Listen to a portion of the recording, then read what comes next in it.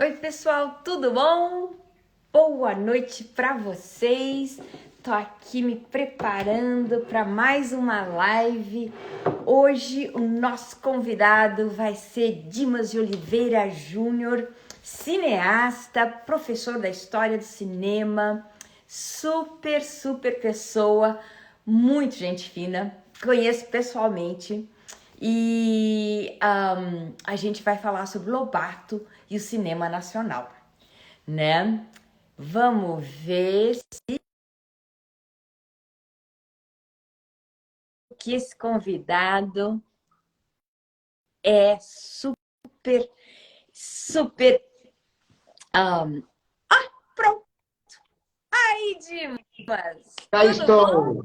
Tudo bem e você, Cléo? Tudo jóia. Tava dizendo que você é super incrível, sabe funcionar o Instagram super bem e entrar direto. Precisa, né? Hoje em dia, com essa coisa de redes sociais, se a gente não se modernizar, né, e não aprender, a gente acaba ficando fora, né? E, Cléo, Completamente. é uma honra muito grande estar falando com você. Obrigado pelo convite para que a gente possa conversar, né, sobre o nosso gênio, Monteiro Lobato, e a trajetória dele também no audiovisual, né? Cinema, televisão. Estamos aqui hoje para comentar sobre tudo do nosso querido Lobato. Ah, que legal. Olha só, Dimas, o Álvaro Gomes está dizendo: Oi, Cléo, oi, Dimas. Ô Álvaro, um grande abraço, meu querido. O Álvaro é um amigo maravilhoso. Hum, fiz uma xícara de café, também de um bonde para tomar. Olha só, o Café povo está brasileiro. entrando. A Larissa já entrou. É. Oi, Larissa, tudo bom? Olha, Deixa eu ver quem mais. essa menina Silvia. é uma sensação. Então, a Silvia tá aí, o Jefferson, É. Luiz Eduardo, meu amigo, um monte de gente tá aí. Oi para vocês que estão todos entrando, boa noite. Então, nosso título da live, na realidade, gente, vocês, quem me segue, me conhece, sabe que olha, é assim, se eu pudesse, eu gosto de dar aula, né, pelo Instagram e pelos meus perfis sociais, tanto no Lobato com você, quanto no meu Cleo Monteiro Lobato, meu negócio é dar aula, né? Então a gente está falando agora na unidade temática Lobato e o Cinema Nacional. Para vocês que não sabem ainda direito, eu tenho um blog no website monteirolobato.com. Semana passada saiu um artigo escrito pelo Silvio Lefebvre, que foi um dos primeiros pedrinhos no seriado em preto e branco da TV Tupi, com Lúcia Olha, Lambertini. Pois é. E ele fala como foi a experiência dele, o avô dele, gente. O avô dele foi o homem da Metro no Brasil e não só trouxe o leão da Metro, o leão de verdade, para fazer a inauguração de filmes aqui no Brasil, né? Da Metro no Brasil, mas foi diretor da Companhia Cinematográfica Maristela, que olha fez o só. filme O Saci. Pois é. Mas vamos aqui, Dimas, se introduza. Se Vamos. introduza, conta pra gente quem você é. Bom, eu sou o Dimas Oliveira Júnior, sou paulistano, nascido, né, na capital, fui criado aqui em Taubaté, tenho um amor por essa cidade muito grande, muito grande. A minha infância foi lendo debaixo da jaqueira do sítio do Pica-Pau Amarelo. Então foi algo inesquecível, que desde os meus 12, 13 anos, eu não posso esquecer a influência que Monteiro Lobato teve na minha vida para a formação do profissional que eu sou hoje. Eu costumo dizer que eu sou o filho de Lobato, assim como a minha geração, que nós tivemos ele como o grande espelho, né, da cultura, da literatura, e um homem assim muito à frente de seu tempo. Sempre trabalhei com cinema, sou documentarista. A grande parte dos meus trabalhos no cinema foram com documentários. Agora estou com um filme correndo festivais, Norte e Nordeste, que é o filme Sila, a história de uma sobrevivente, que é um filme que conta sobre a história do cangaço. Estou também com o filme Broto Legal, que conta a história da Celi Campelo, direção do Luiz Alberto Pereira, o qual eu sou roteirista, fui preparador de elenco. E muito, acabei de lançar agora também Pedro II, do Trono do Brasil para o Exílio. Então, o cinema é a minha grande paixão, o audiovisual, e eu sinto que cada vez ele está mais forte, né? Seja, como eu digo, na grande tela, na tela e na telinha. Então, nós temos essa influência e que isso faz, foi provado na pandemia, o bem que o audiovisual nos faz. Você vê agora, não é mágica, é tecnologia. Você, nos Estados Unidos da América, nós aqui, muitos no Brasil, e nós estamos conversando, falando, e esse é um registro eterno. Então, é uma maravilha. E, com o audiovisual, eu sempre fui muito idealista, eu sempre fui uma pessoa que eu sempre lutei muito pela memória do meu país, que eu acho inadmissível um país não se valorizar.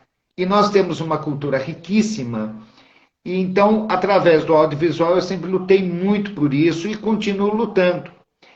Eu sempre, como eu disse, muitos documentários, biografias de cantores, cantoras, personalidades da história, da época do Império. Então, fazendo sempre tudo isso. E, lógico que chegou o grande momento agora, que é um sonho que eu tenho, Cléo, há mais de 50 anos. Há mais de 50 anos que eu vou completar, daqui 3 anos, 50 anos de carreira. Nossa, dedicados ao cinema. Uhum. E eu sei que chegou o momento de eu poder homenagear Paizinho Lobato com as aventuras de Emília e Visconde no sítio. Para mim, é um orgulho muito grande. Então, peraí, ainda não chegamos lá, peraí. Inclusive, você fez faculdade de jornalismo e você deu aula de introdução à história do cinema. Sim, né? Eu sempre procurei fazer muito através das escolas, né? Eu sempre pedi que a história do cinema fosse mostrada para os alunos, aqueles que queriam aprender a interpretar, a serem atores. E eu sempre falei, para você ser um ator, você tem que conhecer a sua profissão. Não adianta você só, eu vou interpretar isso. Não, você tem que saber o que é expressionismo, impressionismo, a linguagem alemã, né? Então, a linguagem hollywoodiana, né? O que foi o cinema norte-americano, o que foi o cinema japonês. Então, eu sempre procurei fazer muito isso e eu tive muita sorte, sabe, Cleo, que todos os alunos que passaram pelas minhas mãos, até hoje eles me agradecem. Porque eu sempre fui muito exigente, muito chato com relação a eles.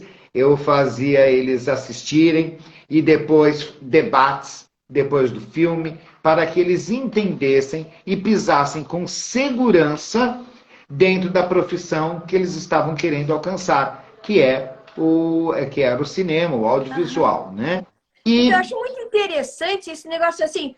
É muito importante, né? Eu, como historiadora, historiógrafa, e você ensinando história do cinema, a gente saber o que aconteceu antes, saber os estilos de interpretação, saber a história do cinema nacional, que foi uma das coisas que eu fiquei fascinada, foi ver como Monteiro Lobato e o incipiente, né, nascente cinema brasileiro estão ligados.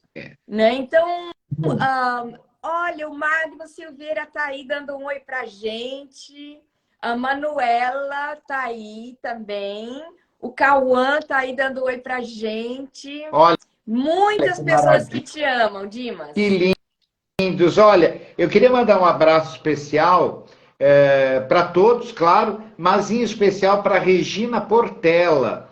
A Regina Portela fez parte dos meus sonhos de adolescente de querer fazer cinema em Taubaté. quando eu tinha 16, 17 anos. Então, a Regina estava lá presente. Então, um beijo, Regina, muito grande para você. E olha, aquela brincadeira toda deu certo, viu, meu amor? Olha aí, nós estamos aqui brincando para valer. Então, É, gente, olha só, tem um dos nossos ouvintes, não, não é ouvinte, sei lá, é vidintes que vê.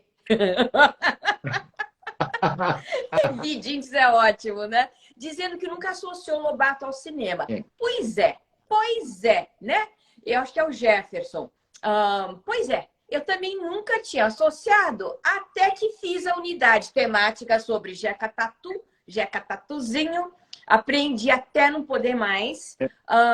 E Jeca Tatu veio do livro do conto Urupês, né? Sim, Que virou um artigo de jornal, que virou um conto, que virou um livro. Na hora que o Urupês foi publicado, que foi em 1918, meu Deus do céu, eu isso. esqueço as coisas rápido, sou ruim de data, até não poder mais. 18, né? Em 1918, Lobato virou personalidade nacional. Antes ele era personalidade regional. Daí virou personalidade nacional, porque Rui Barbosa usou o exemplo do Jeca Tatu, parasita, indolente, né? Para criticar o governo da época. E ele estava fazendo campanha para se eleger presidente, o Rui Barbosa. E usou o Jeca Tatu. Na hora que usou o Jeca Tatu, foi que nem um endosso, né? Virou garoto propaganda da situação, né? Garoto propaganda da situação do coitado do caboclo brasileiro, do descaso do governo. E Monteiro Lobato ficou famosíssimo. A primeira edição, 3 edições de Urupês se esgotaram em menos de um ano. Na sequência, já veio gente interessada em traduzir para o cinema contos do livro Urupês. Foi assim que Lobato e o cinema incipiente nacional começaram a caminhar isso, né, Cléo? juntos. Nós estamos falando de 1920, né? Quer dizer, tanto era o início do cinema nos Estados Unidos, como o início do cinema, ainda mais início ainda aqui no Brasil. Né? Então, Mais início ainda, não tinha a capacidade técnica de jeito nenhum, profissionais. Era muito incipiente. E lembrando, né, Cléo, muito importante a gente lembrar que os filmes eram mudos, né? Muitos jovens talvez não saibam, mas os filmes eram mudos. E foram mudos até 1927. Não quando só aí o cinema como em começa preto e branco. Em preto e branco. E era uma magia. Era uma magia, porque tinham músicos acompanhando ao vivo, né? Tocando piano, violão. Então era uma coisa linda. Além de tudo, você ia assistir um filme e o talento daqueles músicos que iam ali na hora, eles iam tocando conforme a cena, ou uma cena dramática, ou uma cena cômica. Então foi muito importante. Foi uma grande escola. Lembrando que o ator só tinha o gestual, né? E a expressão visual para ele mostrar o que ele queria dizer naquela cena, né? As pessoas falam, cinema mudo, eles eram exagerados. Não, não é que eram exagerados. Era o estilo e como eles podiam mostrar, né, o seu talento, a sua mensagem, era através disso. E lembrar que Monteiro Lobato, né, com o filme Os Faroleiros, ele realmente adentra no cinema nacional em 1920, com essa história que vem também do livro Urupês. Exatamente. Né? E Urupês é uma preciosidade. Urupês você pegar Urupês, você não faz 1, 2, 3, você faz 10 filmes. É impressionante a qualidade que tem, né? Então, é importante... São vários contos. Então, primeiro foi Os Faroleiros em 21, que foi lançado no cinema, foi um sucesso. Vai sair um artigo sobre isso, acho que semana que vem no blog, eu aviso vocês. Maravilha. E daí, em 22, tentaram fazer o filme Boca Torta. Aí perto, não, aí não é aí perto, perto de Campinas, onde foi rodado o filme Boca Torta, que é outro conto de Urupês. E daí não deu certo, não chegou até as telas. Não chegou, infelizmente. E só lembrando, né, o Lobato, ele, além de escritor, claro, de Urupês, mas ele que fez a adaptação dos Faroleiros. O argumento, o roteiro, foi ele que adaptou para as telas. Né? Então, isso é muito importante a gente ver. Bom, quando a gente estuda a personalidade de Lobato, dificilmente a gente vai imaginar ele fora de uma programação assim. Né? Eu acredito que ele estava lá em cima para ver como é que o negócio ia sair. E muitos dizem que ele ficou contente com o resultado, né? Do primeiro. Né? Do primeiro tem trabalho. Registros, né? O Jefferson está procurando, perguntando, no site da Cinemateca Nacional. Mas é muito antigo, sabe? É muito difícil ter. Não sei se tem do filme em si. Eu acho que não tem do filme em si. Mas preciso olhar. Não. O filme em si não tem. Existem matérias, existe algum material fotográfico. Infelizmente, né, o Brasil nunca preservou a sua memória. Né? Infelizmente. Se você vê nos Estados Unidos, existe uma preocupação com isso. Sempre estão descobrindo programas antigos dos anos 20, 30 de rádio, filmes raros considerados perdidos. Então, é uma coisa de cultura. Né? Nós, no Brasil, é velho, né? Joga fora, não preserva. Então, infelizmente, muita coisa se perdeu da nossa história cinematográfica, né? Infelizmente. Infelizmente, isso é verdade, né? Porque, assim, dói. Eu ia dizer, não, mas como historiadora, mas não, é verdade. Muita coisa se perde mesmo por falta de verba, que a gente vê até hoje, né? Não tem verba para manutenção, para preservação, pegar fogo, ou só pelo clima, né? Quantidade de chuva, mofa tudo, né? Aí perde o material. Eu cansei de ver acervos com películas em 16 e 35 milímetros que tiveram que ser eliminadas, porque corre até o risco de pegar fogo, né? Porque ela é altamente inflamável.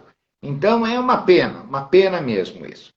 Mas, eu vou te contar uma coisa hoje, no decorrer da nossa conversa, sobre o Lobato no cinema. Também temos que falar do Comprador de Fazendas.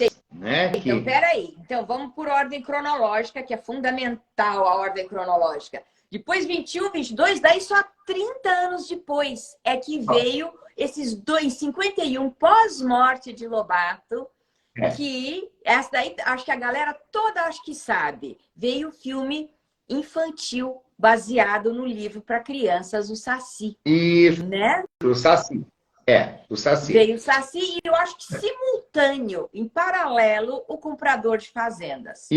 Que foram, então, olha que interessante, o único filme para tela grande de Monteiro Lobato, baseado na obra infantil, foi o Saci. Trouxe 30 anos atrás? Não, quantos anos atrás? 70? 70 anos atrás. 70 anos atrás. Se a gente considerar que o Saci, o Comprador de Fazendas são filmes dos anos 50, entre 51 e 53, 70 anos. 70 anos. 70 anos atrás. Mas uma coisa eu vou te falar. Você falou uma coisa agora, minha amiga, com relação à obra infantil do Lobato só ter sido aproveitada em O Saci. Agora, vamos lembrar uma coisa, eu vou absolver o cinema. Porque a televisão entra nesse instante. E o Lobato acaba sendo, naquele novo veículo, ele acaba virando a grande estrela. Tanto que é o primeiro programa infantil da história da televisão brasileira. Então, a televisão acabou tirando o Lobato do cinema. Entendeu? Sabe que isso é muito interessante, Dimas? Eu não tinha pensado desse jeito. Eu tinha pensado assim, descaso, falta de valorização. Mas não, né? Né? Mas não. A televisão, ela, para você ter uma ideia, Cléo, eu era menino, eu vi Lúcia Lambertini fazendo a Emília, né? Então era aquela magia que a gente não queria mais ir ao cinema ver filmes do Walt Disney. Nós queríamos ficar na televisão, na nossa casa, comendo pipoca, ali, deitado no sofá ou sentado no tapete, vendo Monteiro Lobato. Ele nos trouxe, a televisão nos trouxe uma intimidade com o mundo de Lobato. Coisa que o cinema, apagam-se as luzes, acende-se e a gente vê que nós estamos na nossa realidade. A televisão não. Ela, dentro da sua casa, ela é sua. Então você abraça aquilo e você tinha o Lobato dentro da sua casa. E todos os personagens. Então eu vejo que a televisão, ela tomou posse da obra de Lobato e o cinema não teve nem coragem de tentar nada, né? Porque saberia que perderia. Muito Perderia. interessante isso, né? Eu acho que na década de 50 até 60, primeiro assim, o que era mais popular, né? Quem alcançava maior número de pessoas, a televisão ou o cinema? Na década de 50, 60, até a televisão virar... Porque assim, eu em casa, na minha casa, pessoalmente, meus pais só deixaram só deixaram eu comprar uma televisão quando eu tinha 11 anos. Antes eu tinha que ir na minha casa da minha avó Marta, filha de Lobato, que tinha uma televisão enorme, preto e branco, né? E eu via Bonanza. Meu avô, Jurandir Birajara, ilustrador Lobato, gostava de Bonanza, Popeye, né? Os desenhos animados do Popeye, a gente via, Gato Félix. Arrelia, o circo do Arrelia, que tinha também. Eu lembro do circo do Arrelia, mas o Arrelia já era colorido, não era? Não, ainda em preto e branco. Arrelia e Pimentinha. Primeiro programa a abordar o circo foi com Arrelia e Pimentinha. Aquele, como vai, como vai, como vai? Eu vou bem, muito bem, bem, né? A gente está mostrando a nossa idade, Dimas. A gente não pode, essa galera não deve nem saber do que a gente está falando. Cleo, a gente dá desculpa, a gente fala que a gente pesquisou. Tá bom, gente? A gente pesquisou tudo isso. Era um mundo mágico, né? Eu vejo também, Cleo, que nós não tínhamos, naquele período, redes sociais, né? Então, nós tínhamos o cinema, o rádio e a televisão que surgiu. E a televisão, nós sabemos, ela acabou engolindo tanto o rádio como o cinema. Houve uma crise naquele momento, porque as pessoas começaram a sentir prazer de ficar em casa. O cinema, que até início de 50 fazia parte da vida social de uma pessoa, o rádio também, com auditório, programas de auditório, tudo, ele passa a dar lugar para a comodidade. Você vê, os Estados Unidos da América também começou com séries, Papai Sabe Tudo, né? Hazel, séries assim que foram dominando aquele gosto, né? Em massa que ficou. E Lobato, eu vejo que ele foi... Eu, às vezes, até agradeço a obra infantil ter ido para a televisão, porque se popularizou de tal maneira que começou em 52 e nós chegamos a 5 temporadas, né? 5 temporadas que eu digo, em vários anos. Né? Todas, né? Então, teve da TV Tupi, 10 anos, não foi? 10 anos, 10 anos. Eu até anotei, porque a gente fica com a idade e a gente se confunde. Estreou em 52 e foi até 63, 360 episódios. E adaptado pela grande Tatiana Belink, né? Um gênio, né? Do teatro. Né? Então, você vê. E nesse, que foi aquele sítio, que eu me lembro tão bem da Lúcia Lambertini, você chegou a ver. Foi lançado, olha só, nós estamos falando de início de 50, chegou a ser lançada a boneca Emília, que era a carinha da Lúcia Lambertini, com aquelas Maria Chiquinhas duras, laterais, Então, né? deixa eu explicar para a galera que, peraí, cadê minha Emília? Que primeiro eu não cheguei a ver esse seriado de televisão, que eu não tinha nascido ainda. Mas a Emília minha, que eu não tô achando, que é um absurdo. Ah, peraí. Que eu fiz a atualização, né? E desenhei a minha Emília, redesenhei a Emília, é baseada exatamente na Emília original. Ai, que linda! Pois Que é. linda! A gente não... Tem que ser baseado em coisa histórica, né? Tem. Que sinal que deu certo, né?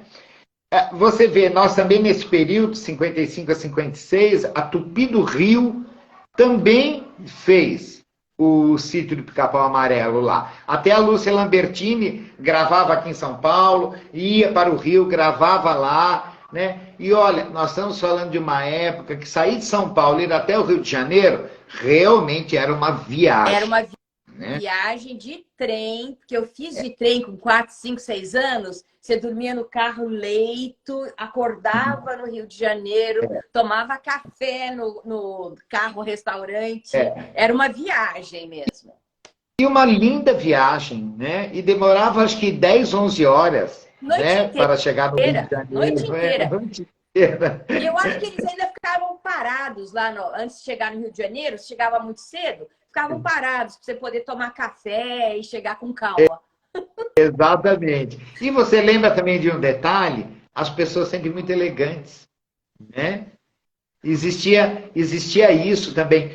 Eu me lembro de tudo isso com saudades. E muitas vezes nos meus filmes eu gosto de retratar tudo isso. Sabe? Essa saudade que me dá daquele tempo dos famosos anos dourados, né? Que foram tão lindos. Você sabe que eu fiquei um tempo fora de Taubaté? E quando eu voltei para Taubaté, o primeiro lugar que eu fui, no dia que eu voltei para Taubaté, eu fui no sítio. Eu fui abraçar a jaqueira. E eu ia fazer 60 anos. E eu chorei que nem um menino de 8, de abraçar aquilo. Porque eu sempre tive um comprometimento muito grande com a memória do Lobato, de fazer o Lobato não morrer jamais. Jamais. Eu acho muito importante, ele é o nosso primeiro, ele é o nosso grande mestre. Admiro demais a personalidade dele. Tudo que eu leio da vida dele me seduz, me fascina. Então, é lógico que a gente fica muito feliz de ver. E tudo que foi feito por Lobato, isso não morrer nunca e sempre termos uma continuidade. O que você está fazendo, Cléo, isso é precioso. Porque você é bisneta dele. Você tem o sangue dele. Mas você luta até hoje incansavelmente pela memória dele. Então isso é maravilhoso. Então, é que eu sempre vi, né, mamãe fazer isso, papai fazer isso. Para quem não sabe, foi meu pai junto com o Álvaro Gomes, que está aí assistindo a gente, nosso parceiro comercial, que fizeram os contratos com a Rede Globo dos seriados de televisão da década de 70, de 2000. E todas as bonecas, ó, tem uma Cuca aqui que o Álvaro me deu. Linda, né? linda. Tem Emília. Então, todos... Opa, vem cá, Emília. Eita, nós. Emília nunca quer fazer nada, né? A gente diz, vem cá, ela não vem. Mas foi meu pai que fez junto com o Álvaro. E mamãe lia os roteiros de televisão, aprovava os roteiros, né? Discutia, argumentava, não tá bom, não é Lobato. Então, assim, e antes da minha mãe fazer isso, quem fazia era a vovó Marta. Quem que ia no cemitério no dia 4 de julho ou 18 de abril, acho que era 18 de abril, que vinha o povo de Taubaté, né? Colocar a coroa de flores. Era a vovó. Vovó me levava junto no cemitério. Então, quantas vezes que eu não fui? Então, você cresce com a noção da importância, da responsabilidade e de manter vivo, né? E como o cinema e a televisão popularizam e mantêm viva a obra de Lobato é impressionante. É impressionante. Isso é uma coisa, nós devemos muito, né? Muito ao cinema, à televisão, de como é mágico, como a pessoa fica eterna, a obra dela fica eterna. E hoje, claro, quem quiser ver o sítio da Rede Globo, ela consegue. Ela, pelo computador, ela entra no YouTube, ela vê os episódios, tudo. Infelizmente, aqueles primeiros, né? TV Tupi, Bandeirantes, Cultura, esses muitos se perderam com o tempo, né? Mas nós temos, pelo menos da Globo, que mais de 1000 episódios nós tivemos. Né? Olha só, acho que 1169 episódios. Então, tem muitos seguidores, né? Muitos. O Alberto Lima, que está aí nos seguindo, e vários outros. Normalmente o Enzo me segue também, muitos outros pedem para que tenha reprise, né? Que a Globo, pelo menos, coloque no Globoplay disponível. Isso bem que podia, né? Espero que alguém escute nossa live e aceite a sugestão. Porque tem, não sei se tem problema de direitos autorais, copyright, essas coisas que impede. Mas seria maravilhoso ter disponível. Eu acho que ficaria mais algo a resolver, né? A gente precisa sempre saber como é que foi feito o contrato com os atores, né? Talvez. Por causa do direito de imagem deles. Mas eu acredito que ainda mais uma emissora como a Rede Globo, é muito fácil para ela negociar isso. E imagina colocar também, né? Mais essa lembrança boa, gostosa, né?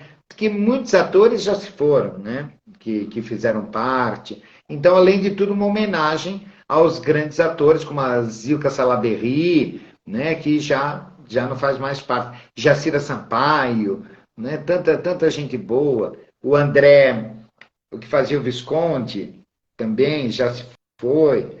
Né?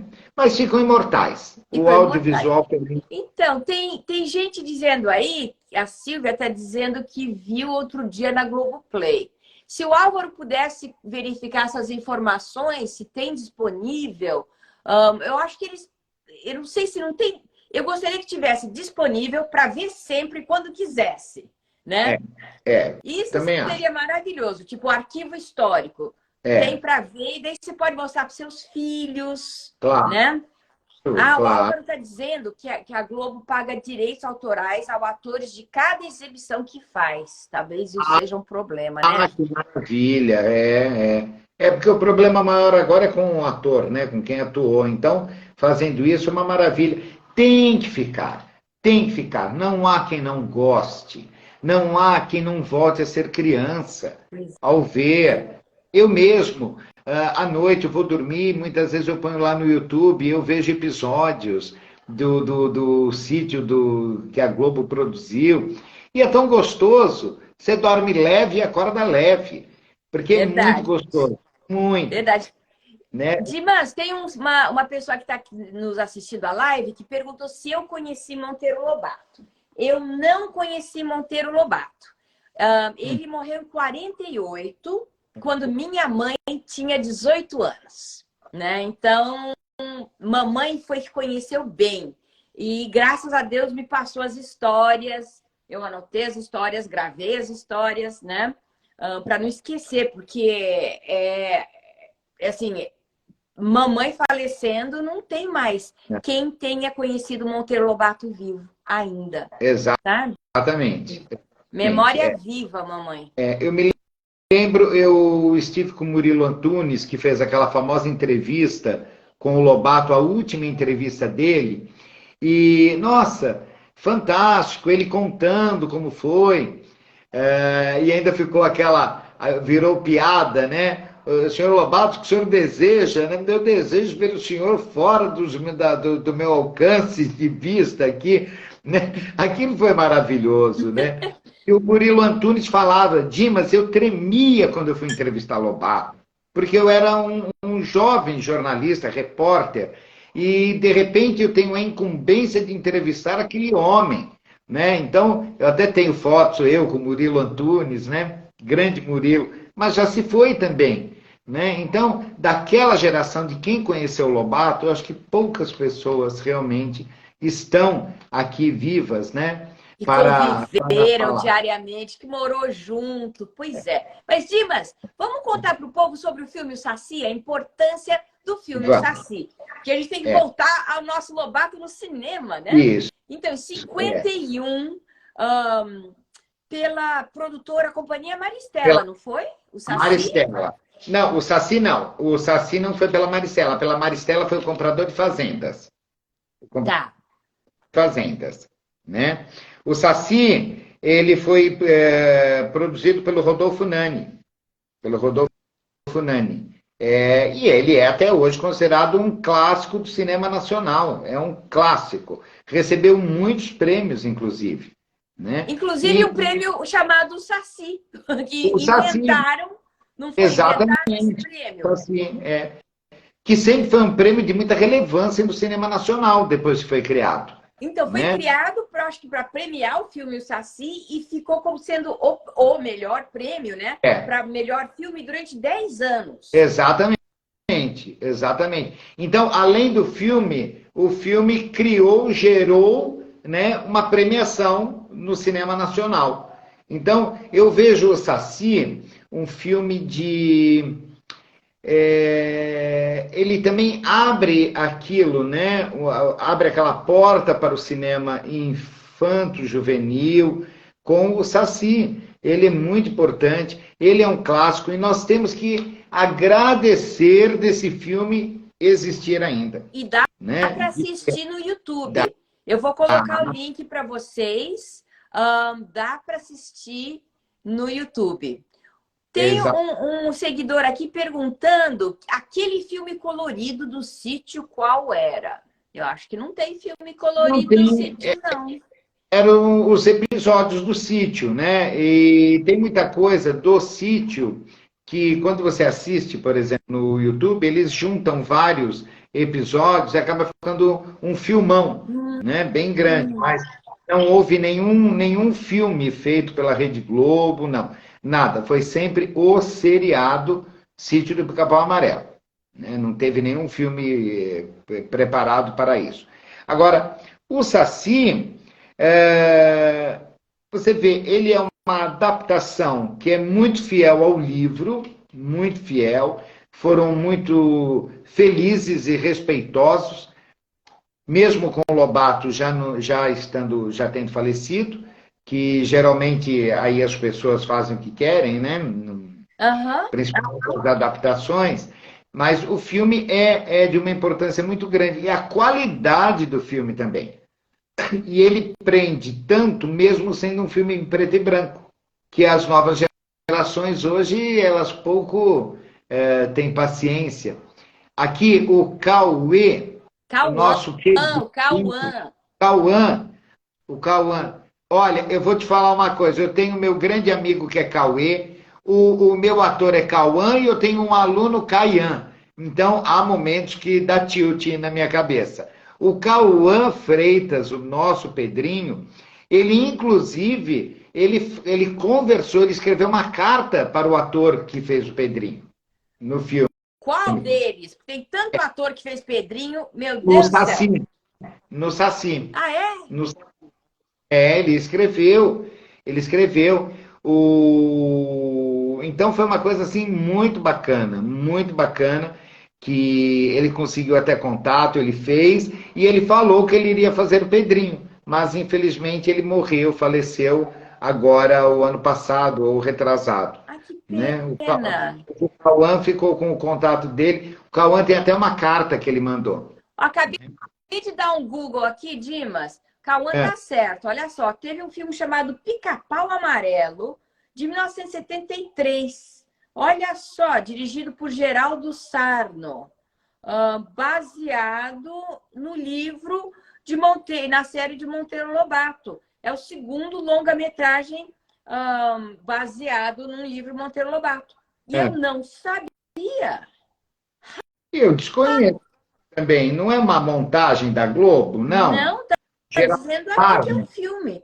pelo visto, muito pouco conhecido. Tá aqui no Wikipedia. Vou procurar depois, Cauã. Obrigada, né? Olha só. Foi o Cauã? Foi o Cauã que falou, pois é. Ele é danadinho. Muito legal, Cauã. Danadinho. É o Lobatinho também, né? Pois Porque ele tem uma paixão pelo Lobato também. Paixão. Foi assim que ele se conheceu, gente. O Cauã vestido de Monteiro Lobato. Fizemos uma live. Que eu falei, não é possível. Né? Já uns 2 anos atrás, durante a pandemia, Cauã de Monteiro Lobato total. E depois eu fiz uma aula, uma palestra do Projeto Lobato nas escolas para a turma do Cauã de teatro. E foi muito legal falar com, sei lá quantos, 50 alunos de teatro sobre Monteiro Lobato, sobre os personagens.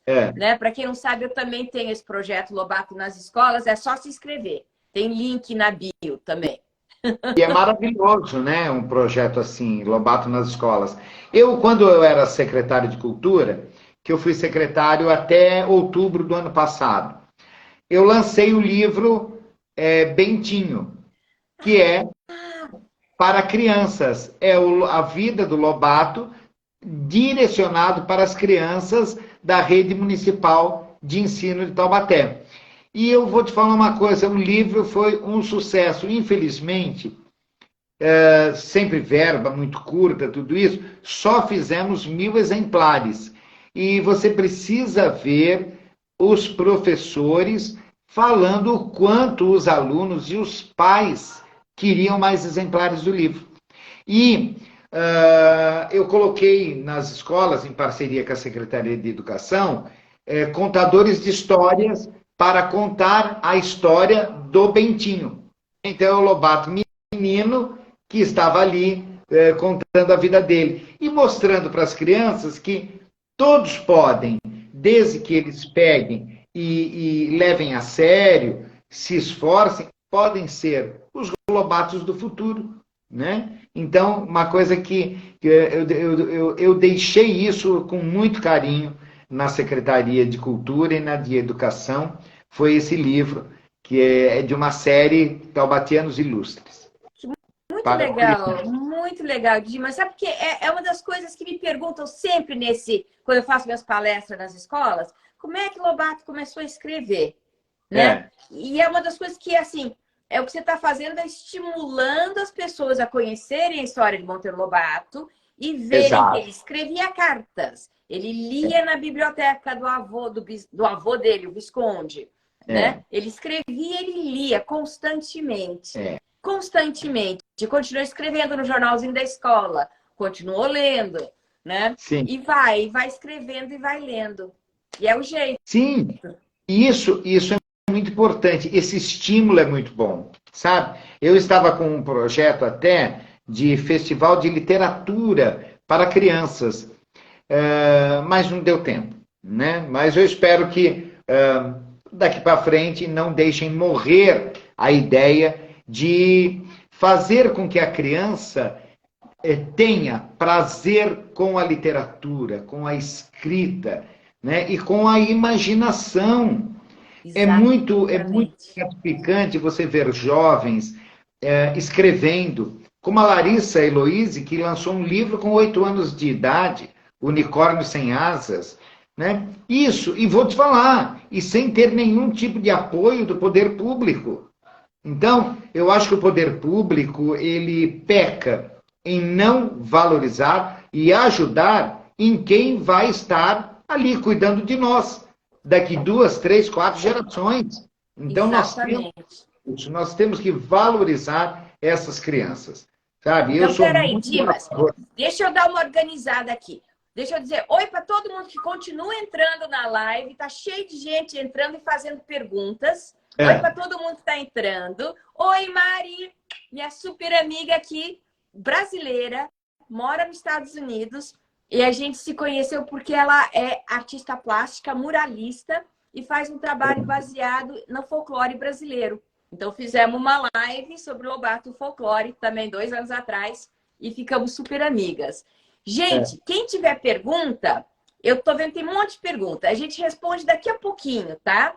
Deixa a gente agora falar do pagador, não, comprador de fazenda. Que Comprador foi de fazenda. um filme que eu lembro da minha mãe babando, do meu pai babando. E ainda foi feito 2 vezes, né? Foi Foi, refeito. foi. Foi feito em 51, pela Maristela Filmes. E engraçado, a Maristela Filmes foi fundada por um taubatiano, Mário Aldrá Júnior, né? O pai dele era dono da Companhia Fabril de Juta de Taubaté. Então, olha como, né? É. E até hoje tem a Fazenda Maristela aqui, Pois entendeu? é, os círculos concêntricos, Que né? mais? E é um filme que é gostoso de ver até hoje. Ele é inteligente. A atuação, Procopio Ferreira, Hélio Souto e Henriette A Morrinot. Henriette, Henriette Morino, pois é. né? Fabulosa, fabulosa. Então, é um filme que eu também sempre recomendo aos jovens que assistam. É a estreia do Hélio Souto. O filho do Hélio Souto foi meu aluno de interpretação. Olha que mundo pequeno. Tinha o pai dele como um grande ator e o filho veio com 15 anos ser meu aluno, Olha que né? O legal. Júlio Souto. Então, e é baseado num conto de Monteiro Lobato, Tem. que é fantástico, o comprador de fazenda, né? É um rapaz jovem que vem passar uma lábia, né? Enganar o fazendeiro e namorar a filha do fazendeiro. E Exato. acaba se dando super mal, fica sem fazenda e sem filha, né? Eu acho que o Lobato estava falando sobre honestidade, né? E ainda se apaixona pela menina e fica de coração partido. E chupando Sim. dedo. E você vê, o Lobato brinca com aquela coisa até de plantar árvore para enganar, entendeu? Ali é uma malandragem. E aí, quando termina o filme, você vê que não adianta ter malandragem na vida, não adianta fazer nada ilícito, entendeu? Que você tem que ser correto sempre. E o filme tem uma lição maravilhosa. E você se diverte até o desfecho do filme, né? Então, isso é fabuloso, fabuloso.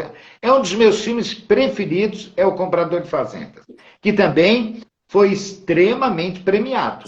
Foi muito premiado. Extremamente. Melhor filme, melhor. Mas esse aí ganhou tanto prêmio. E daí, na década de 70, foi refeito. Gente, quem tem uma certa idade conhece o Agildo Ribeiro. Super comediante. Foi feito em 74, o filme, com a Agildo. Que também, olha, não fica a dever nada, nada, nada, nada também. É um clássico. É um clássico.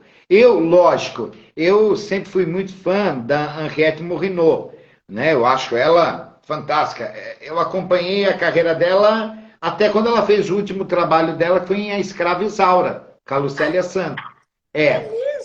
Ela fazia a Madame Besançon na novela.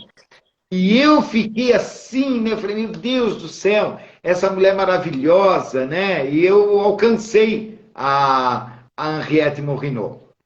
Procópio, maravilhoso, que não cheguei a conhecer, mas conheci a Bibi, a filha dele.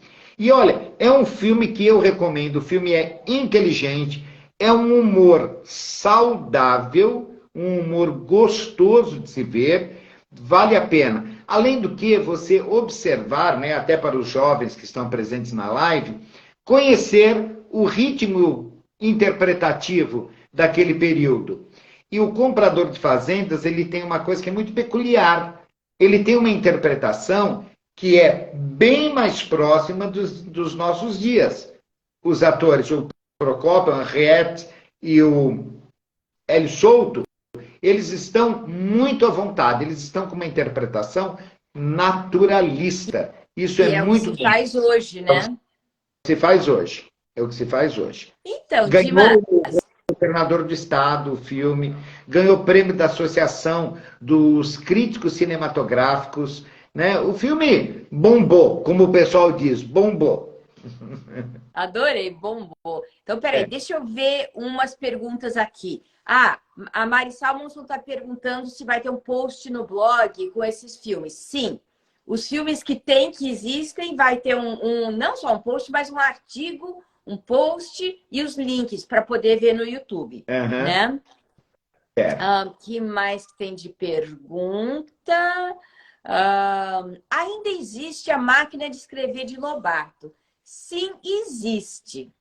Tem uma com meu primo Ricardo, que era a máquina de escrever do escritório.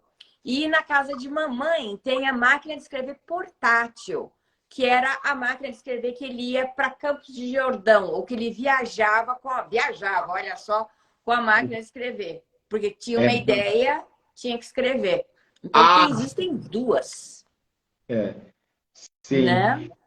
Eu vi uma na exposição do museu, lembra? Que você cedeu para a exposição, para serviço? Foi meu primo. Meu primo. Eu fiquei muito emocionado quando eu vi a máquina. Eu tive que passar a mão nela, Cléo. Eu tive que passar. Perguntaram aí também com relação se eu tenho algum personagem preferido. Olha, o Jeca Tatu eu gosto muito, mas eu não posso dizer que eu tenho um preferido. Eu gosto de todos os personagens que ele criou. Agora, eu tenho, claro, um amor muito grande e uma identificação muito grande com a Emília. Porque eu não penso duas vezes se eu tiver que chamar alguém de cara de coruja. Entendeu? Eu sou daquele jeito. Então, você vê, eu até fiz uma brincadeira com a Larissa que até eles ficaram surpresos quando eu falei, não me dá peruca, que eu vou ser Emília agora. Aí eu coloquei a peruca e ela está do meu lado sem peruca, né? A peruca da Emília. Que eu tenho uma afinidade muito grande com a Emília, muito grande, muito grande. A Emília tem uma qualidade rara nos dias de hoje. Ela é verdadeira. Né? E hoje em dia, as pessoas elas vivem mais num mundo onde elas pensam em falar aquilo que os outros querem ouvir. E elas acabam deixando de ser reais. Então, a Emília não. A Emília é 100% real. Então, por isso que eu gosto daquela danadinha. Verdade, Dimas, né? Bem verdade. Então, Dimas, conta pra gente sobre as aventuras da Emília e do Visconde no sítio.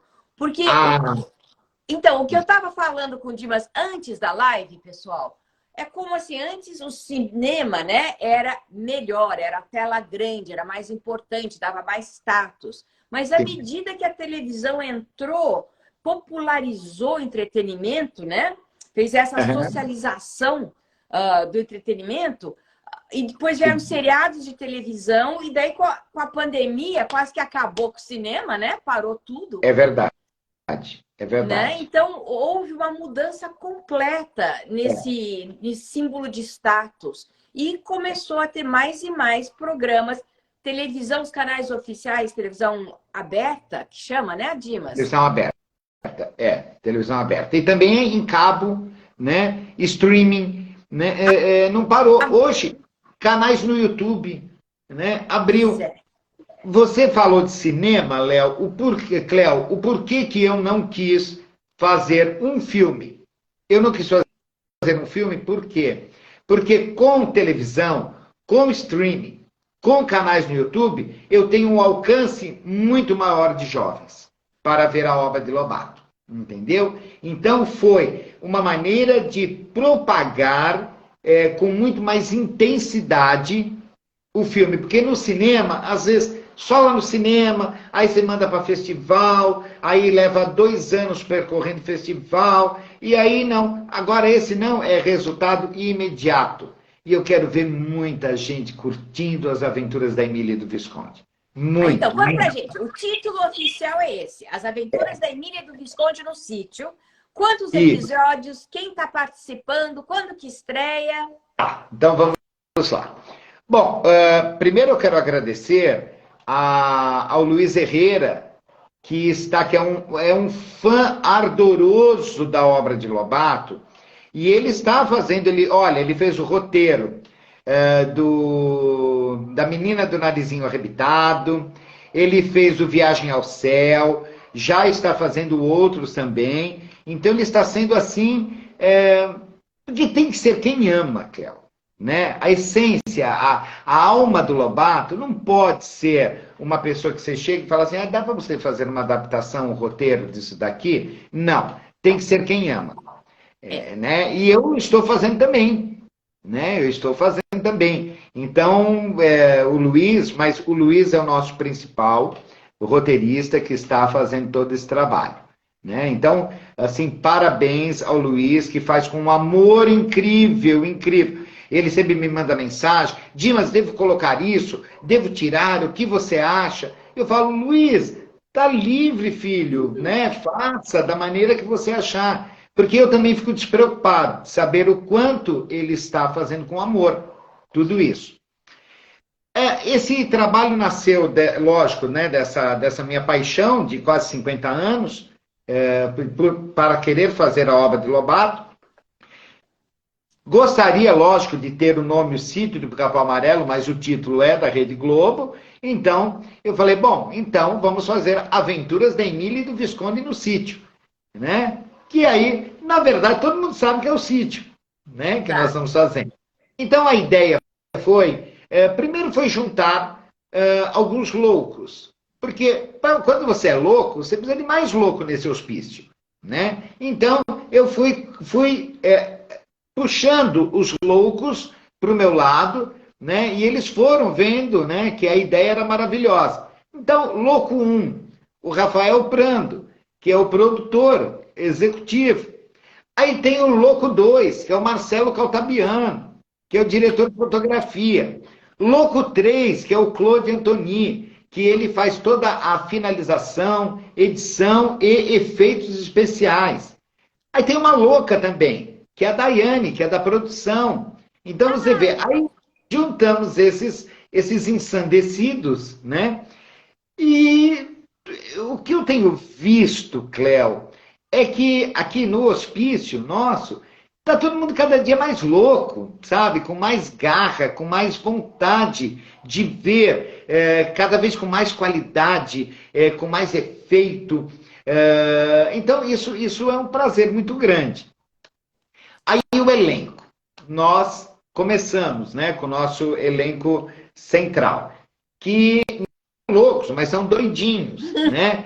Que é a nossa Manuela Brigagão, que faz a Narizinho, que, olha, ela é a Narizinho. Aí tem o Cauã Freitas, que é o Pedrinho. Esse menino, ele me fez fazer uma coisa que eu não posso contar aqui, né, que eu, em 50 anos de carreira, nunca fiz. Entendeu? Eu nunca fiz de dispensar um ator de uma gravação por causa de um outro compromisso que ele iria ter. Nunca fiz isso. Até o Rafael Prando falou para o Cauã, falou, olha, o que o Dimas está fazendo, ele nunca fez. Então é sinal que ele gosta muito de você. Mas ele é fantástico, ele é o nosso Pedrinho. Dá vontade, às vezes, de puxar a orelhinha dele, porque quando eu se bobear, ele já sobe numa árvore. Entendeu? Eu fico preocupado com o figurino e com a segurança dele. Aí nós temos a Larissa Heloíse, né? A Larissa Heloíse, ela é Emília. Ela é Emília.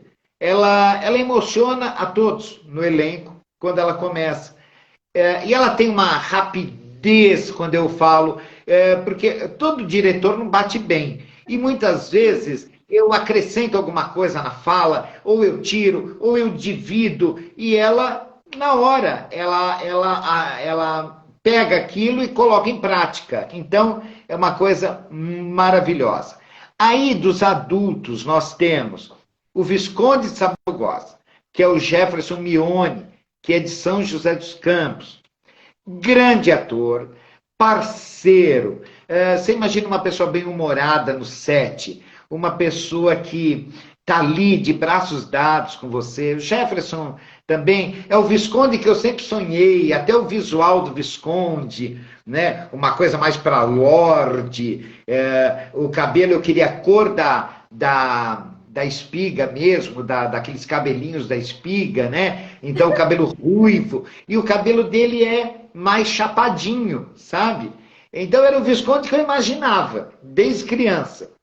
Aí nós temos a tia Anastácia, que é a Mara Barbosa, que é de Caçapava. Olha, é um elenco quase que internacional, hein? São José, Caçapava, Mara Barbosa, que está fazendo uma tia Anastácia também primorosa, um visual lindíssimo, lindíssimo, muito inspirado no livro de uma amiga minha que eu amo, chamada Cleo Lobato. Então a tia Anastácia é muito dentro ali, né, daquele universo que você apresenta agora. E tem a Dona Benta. A Dona Benta, como minha avó era magra, né, ela não era gordinha, eu sempre achei que uma Dona Benta podia ser magra, né? Podia ser magra, podia ter, lógico, usar seus óculos, ser grisalha, tudo, né? Mas a Dona Benta, assim, também é uma graça. É a Sandra Tea. Sandra Tea já fez várias novelas, muita publicidade, e quis o destino que ela viesse morar em Taubaté. Ela veio morar em Taubaté, ela veio de São Paulo, né? Ela morou em Ilhabela, morou em Campos do Jordão, e veio aqui e nós nos reencontramos, porque nós fizemos um trabalho juntos, quando eu tinha 30, ela tinha 20 e poucos anos, e hoje, né, a gente está aqui. Então, uma grande amiga que mora aqui. Então, esse é o nosso elenco central, né? Que é a Dona Benta, a tia Anastácia, a Narizinho, o Pedrinho, a Emília e o Visconde. Agora, nós temos também, lógico, Marquês de Rabicó, o Príncipe Escamado, Major Agarra, a Deusa Palas, o Hércules, que nós já começamos a gravar cenas com o Hércules. Olha o Rabicó, que lindo, gente. Tá bonitinho, né? Tá super gracinha, bonitinho. Gente, põe coraçãozinho aí, pelo amor de Deus, porque nós já demos 1 hora. Põe coraçãozinho, senão a nossa live cai, tá bom? Todo mundo botando coração, hein? Pra gente ter mais tempo, porque a conversa tá boa. Tá com café? Hein, Rafael? Sim, coração, aviãozinho, qualquer o negócio da direita. Ó, vão colocando, hein, gente, tá? Aí nós temos também uma equipe de atores, que a maior parte são da escola Fego Camargo, aqui de Taubaté. Porque nós temos Alice no País das Maravilhas, nós temos a Deusa Palas Ateneia, nós temos a Juno. Doutor Caramujo. Doutor Caramujo está até aqui na live, que é o Dudu, o nosso querido Dudu. Tá Dudu. aí, sim, é ele que falou, o Doutor Caramujo. O Doutor Caramujo. Temos o Peter Pan, temos a Wendy. Olha, nós vamos abordar tudo. E olha, um elenco, nota 1000, Maria Fernanda, a Natália. Maria Fernanda, um beijo. Eu falo que a Maria Fernanda é minha professora. Ela vai fazer 15 anos, mas é uma gênia. Uma gênia.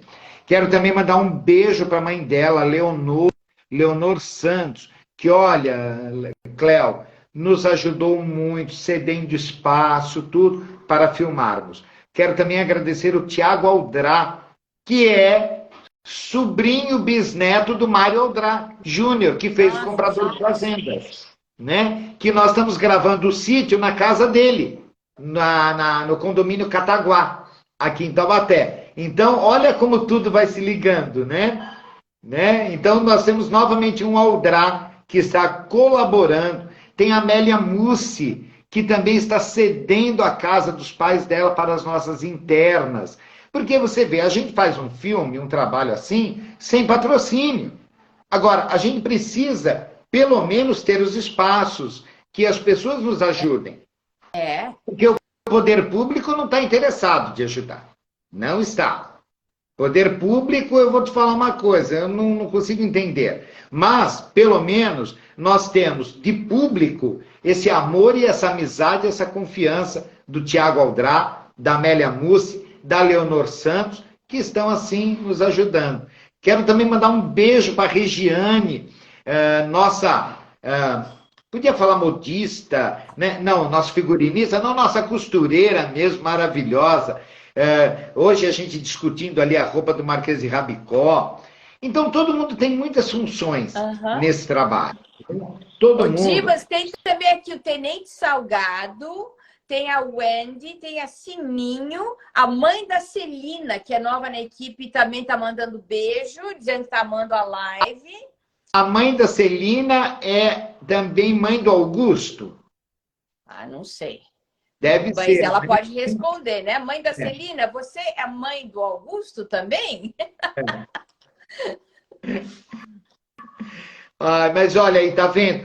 Todo esse pessoal, e nós estamos, porque final de semana, sim, a gente ensaia. No outro, a gente grava, né? Porque a gente faz isso, é como se fosse uma oficina de interpretação, onde eu faço exercícios com eles. Porque, sabe o que acontece, Cléo? O mundo do teatro e o mundo do audiovisual é muito diferente, né? O teatro, ele exige uma marcação. E é ali, naquele momento.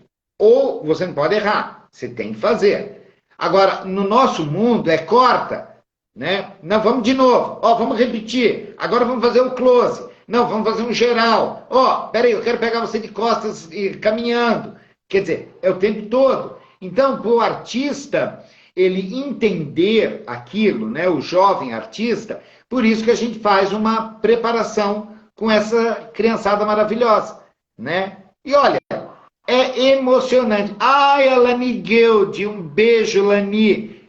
A Lani é um patrimônio taubatiano, viu? Lani Guild, maravilhosa, minha amiga. Falou de arte, é Lani Guild. Ela é maravilhosa. Então, Então, a mãe aquela mãe que você perguntou se era a mãe do Augusto, a mãe da Celina, é sim, a mãe do Augusto também. tá. E quando que vai estrear? Quantos episódios são? Quando que vai estrear, Olha, Dimas? nós programamos 10 episódios, né? 10 episódios, começando, claro que numa ordem, né? Primeiro é a menina do narizinho arrebitado, né? Vai ter o casamento da Emília, um casamento da Emília com pompa e circunstância. Eu estou até emocionado com o casamento da Emília. Vai ter o casamento, vamos ter o Hércules, né? Então, cada episódio, né? Memórias da Emília, tudo. Então, são 10 episódios que nós estamos fazendo.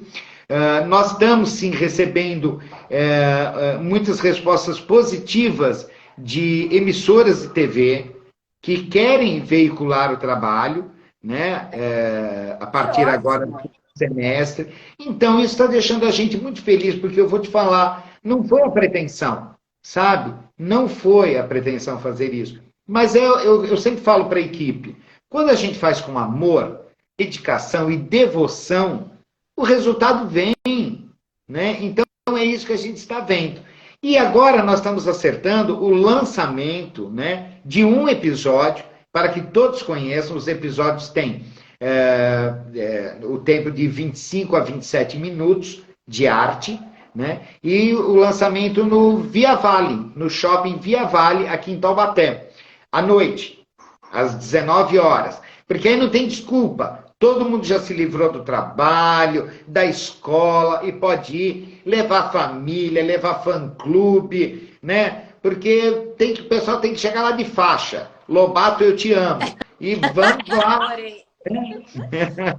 E fazer. Mas olha, tudo isso, Cléo, o que está acontecendo, e está uma qualidade muito boa mesmo, interpretativa e técnica. Então, isso eu agradeço a técnica ao Marcelo Caltabiano, ao Claude Antoni, ao Rafael, que está na parte da produção, a todos eles, que eles não estão medindo esforços.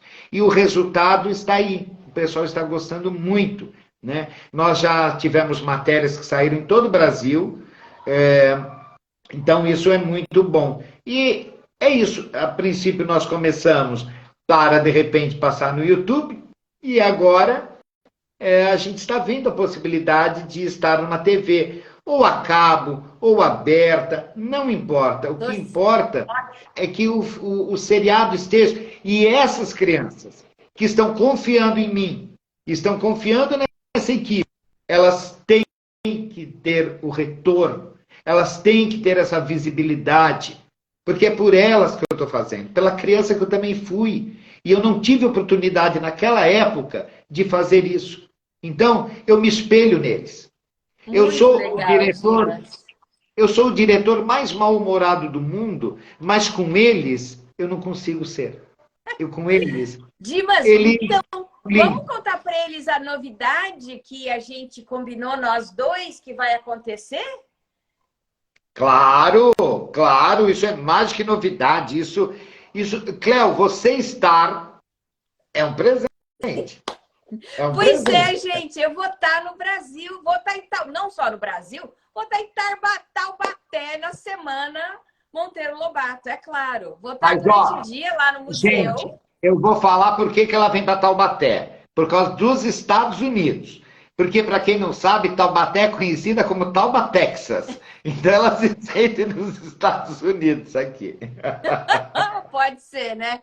Mas então, vou estar o dia inteiro, no dia 18 de abril, É, lá no Museu Monteiro Lobato, né, fazendo a abertura da Semana Monteiro Lobato. E para quem não sabe, não sei se todos sabem que eu estou atualizando o livro Reinações de Narizinho, né? Tá sempre tudo fora do meu alcance. Mas, então, meu Deus do céu, sempre tudo fora do alcance. Eu fiz já 4, tô sem o quarto aqui. São 5 histórias, na realidade, em 4 fascículos.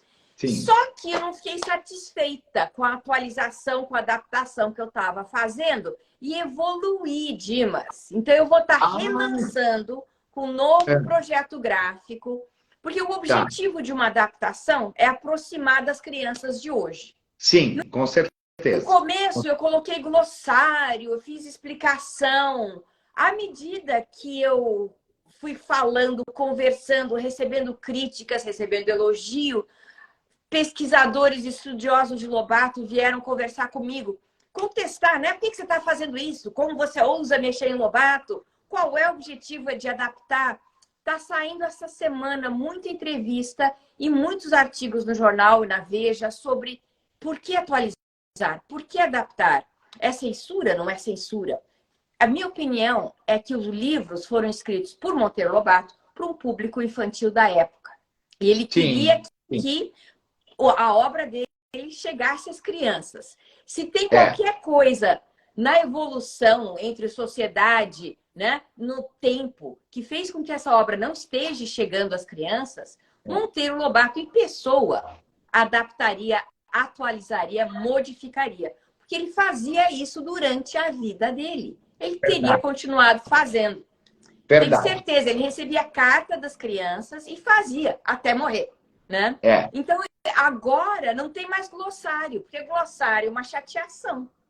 Você já viu como é chato olhar a definição lá atrás, se você tem 7, 8 anos de idade?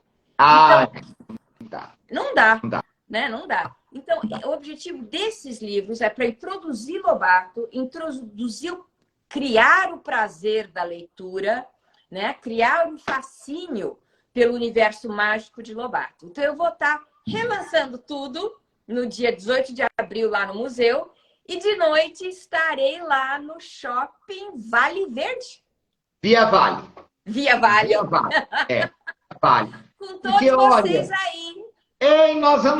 nós temos que cantar parabéns.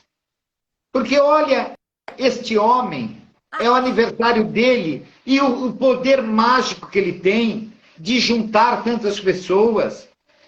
Todo dia de gravação, todo dia de ensaio, ele é celebrado, porque ele nos deixou essa herança. Né? E como eu disse no começo da live, eu sou filho de Lobato, eu e toda uma geração. Então, nós devemos a ele. Se eu hoje leio, se eu tenho amor à leitura e se eu trabalho com cinema, eu devo a ele. Porque foi a primeira coisa que eu li na minha vida, foi Monteiro Lobato. E não me arrependo, para mim foi um presente. Ai, eu tô adorando os comentários. Assim, tô surtando, um monte de coraçãozinho. Acho que tá todo mundo feliz que eu vou estar aí. Oba, oba.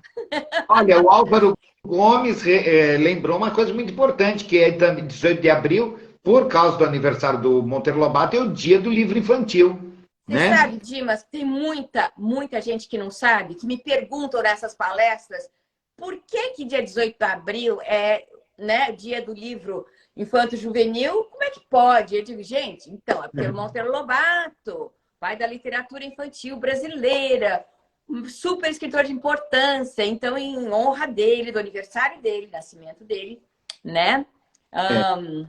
Foi decretado que o Dia Nacional da Literatura Infantil Juvenil é dia 18 de abril. Mas, gente, a gente já está com 1h15, Eu Dimas. Nós quero mandar um abraço para uma pessoa que entrou, que eu vi agora, que, olha, amigo, parceiro, filho do meu coração, que é o Leandro Couto, o famoso conhecido como Alemão, que, olha, de todo o meu tempo de secretário de Cultura, é a única coisa que me deixou saudades é esse meu amigo querido. Beijo no teu coração, querido. E, ó, tô te esperando pro café, hein? Dimas, muito obrigado. Obrigado a todos que assistiram a gente até o final. Obrigada a toda a galera do seriado aí, do streaming. Vai estar fantástico, maravilhoso. Estou querendo, aguardando muito sucesso, desejando muito sucesso, né? Obrigado, Cléo. E olha, obrigado por essa oportunidade, obrigado por juntar a todos nós, né, que somos sonhadores, idealistas, artistas de alma e de coração. E agradecemos aqui a você, que é bisneta desse grande homem, por essa alegria que você nos proporcionou hoje. Muito obrigado, viu, Cléo? Obrigada, Dimas. Eu que agradeço. Beijo para vocês todos. E a live fica gravada assim.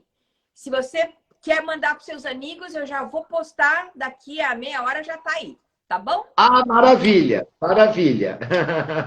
Beijo grande, Dimas. Beijo para vocês. Tchau. Tchau, tchau. Tchau.